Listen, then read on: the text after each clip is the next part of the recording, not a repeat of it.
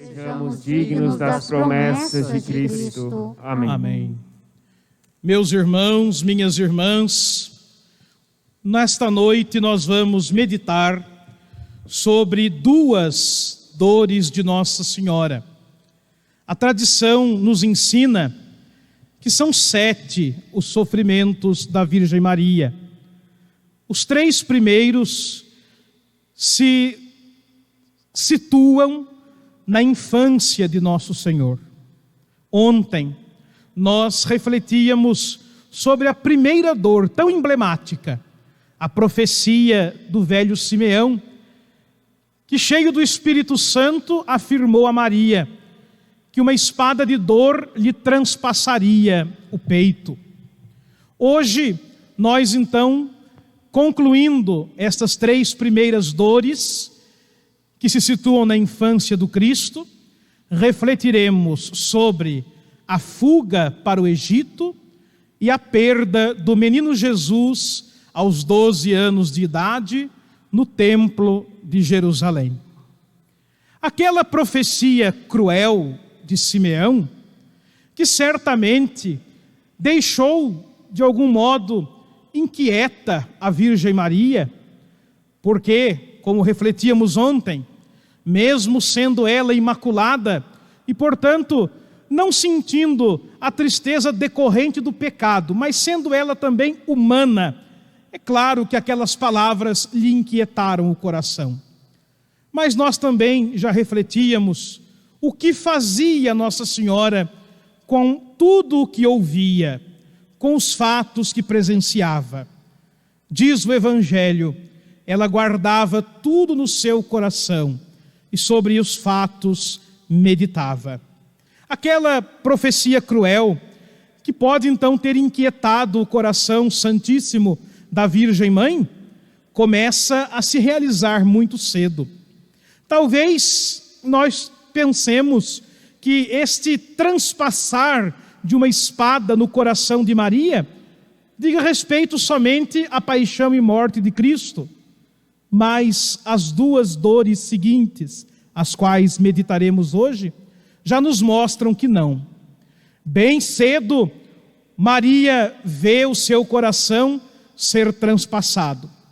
É claro que todos nós podemos, sem grande dificuldade, perceber que as 2 dores hoje meditadas, a fuga para o Egito e a perda do seu filho Jesus no templo aos 12 anos de idade dele, são muito diferentes daquele sofrimento, daquela situação toda que Nossa Senhora passou no momento da paixão e da morte do seu filho.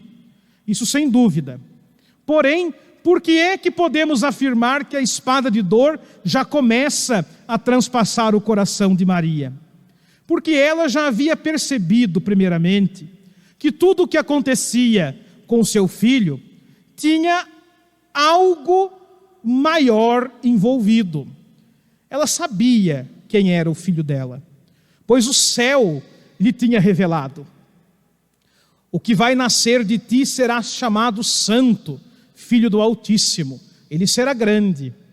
E ela então, sabendo-se mãe de Deus, diante de tantos fatos já presenciados, como ontem também refletíamos, desde a gestação e o nascimento daquele menino, ela começa agora, ao ver a ameaça de morte feita por Herodes ao seu filho, bater-lhe a porta, ela começa agora então a sentir o transpassar dessa espada, com a angústia que se pode perceber em qualquer mãe que tudo faz para proteger o seu filho, ameaçado e correndo perigo. Mas também, amados irmãos, Maria Santíssima sabe, tendo gerado ela o Filho do Deus Altíssimo, sabe que aqueles acontecimentos, se tinham sempre algo de misterioso, algo de surpreendente para a sua condição humana, estavam todos aqueles acontecimentos nas mãos de Deus. As palavras do velho Simeão começam a fazer sentido no coração de Nossa Senhora. Este menino será causa de queda e de reerguimento, ele incomodará. Serão revelados os pensamentos de muitos corações. Horas, por que acontece a fuga para o Egito? Porque é revelado o pensamento do coração de Herodes. Ele, amedrontado após a visita dos sábios do Oriente, que no seu palácio tinham ido procurando o rei dos judeus que acabara de nascer, no ímpeto de ódio, percebendo que os magos não voltaram para lhe dar notícia, e sabemos que assim aconteceu, porque o Evangelho diz que o céu avisou os reis magos para que não voltassem a Herodes. Herodes, então, tomado no ímpeto de ódio, decreta que deviam ser mortos todos os recém-nascidos, todas as crianças até 2 anos de idade. Pois bem, Jesus entraria neste público-alvo.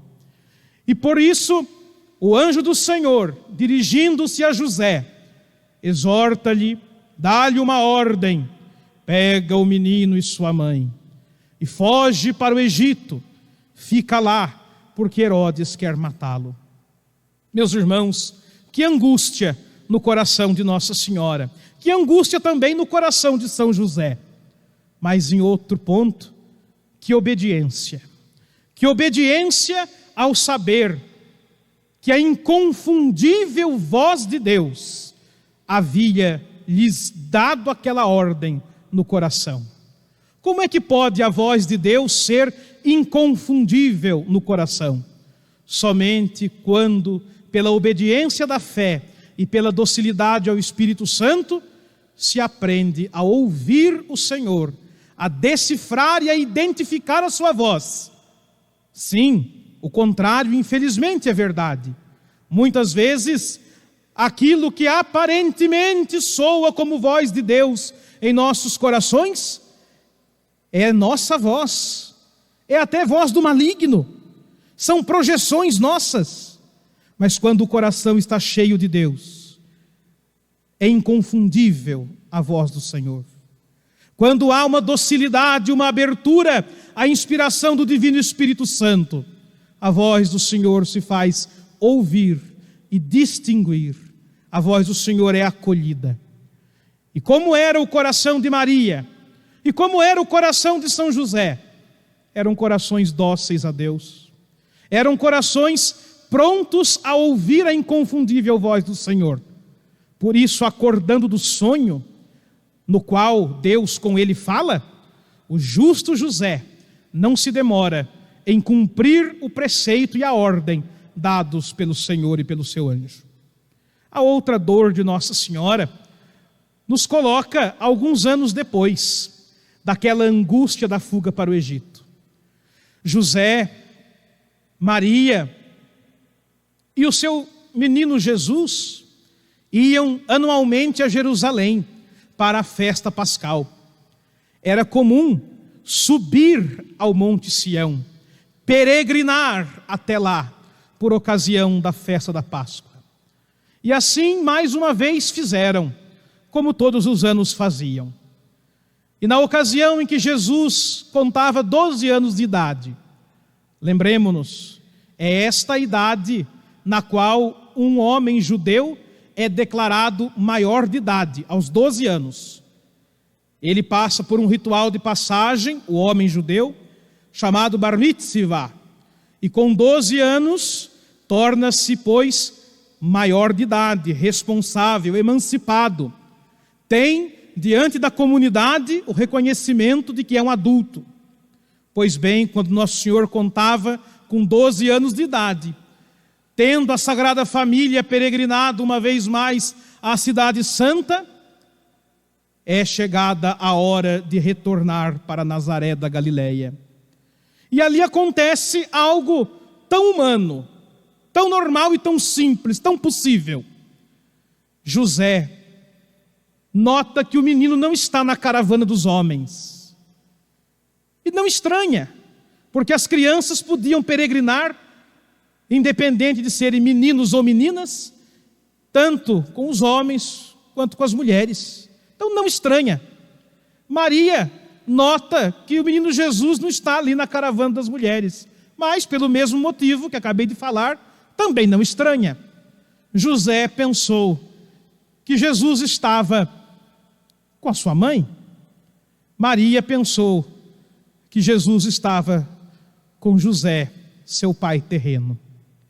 E ela talvez, numa total despreocupação, sabendo pela vivência no cotidiano, naquela carpintaria, naquela casa em Nazaré, o quanto que José era guardião, quanto que José cuidava, quanto que José era humana e verdadeiramente pai.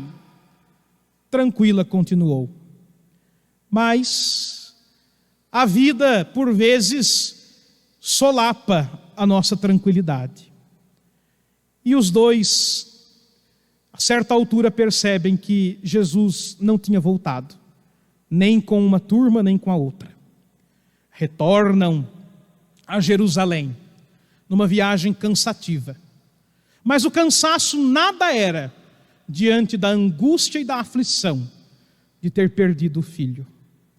Ó, pais e mães, vocês entendem muito bem disso. Sem dúvida alguma, a possibilidade de ter acontecido algo de ruim com o filho é uma angústia tremenda no coração dos pais. Chegando, pois, à cidade santa, encontram o menino no templo. Mas não estava lá, choramingando num canto, perdido.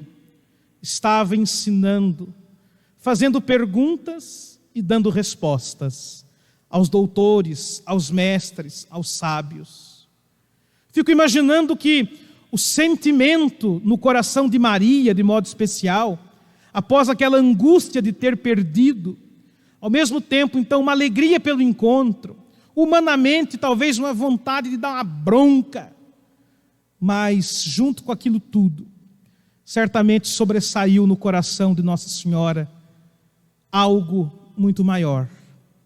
Filho, por que fizeste assim conosco? Meu Deus, que humana é esta pergunta. Filho, por que fizeste assim conosco?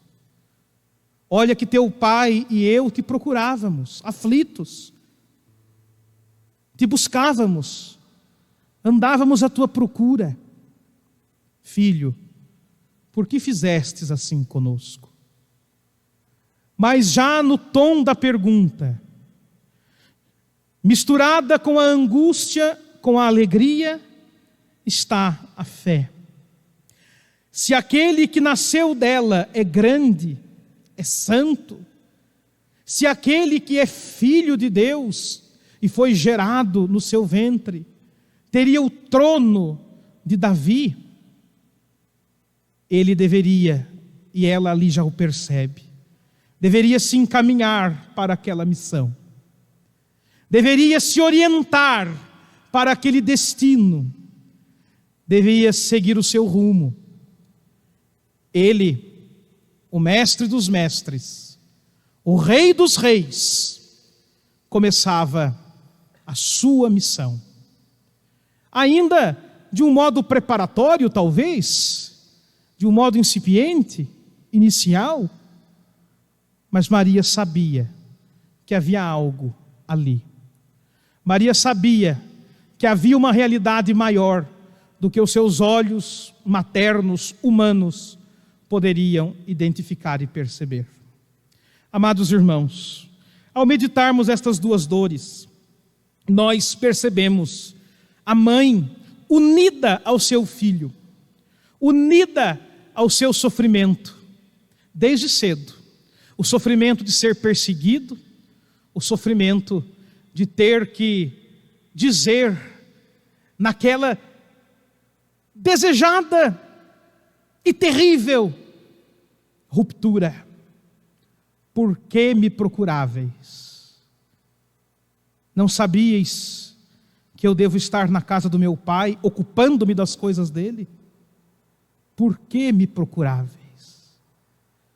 Meus irmãos, talvez todos nós, enquanto filhos, desejemos tanto a liberdade, Mas a liberdade é também um sofrimento.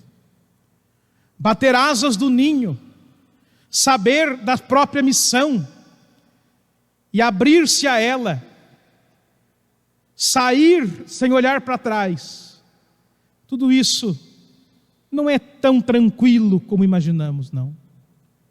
Toda ruptura é sofrida. Por que me procuráveis?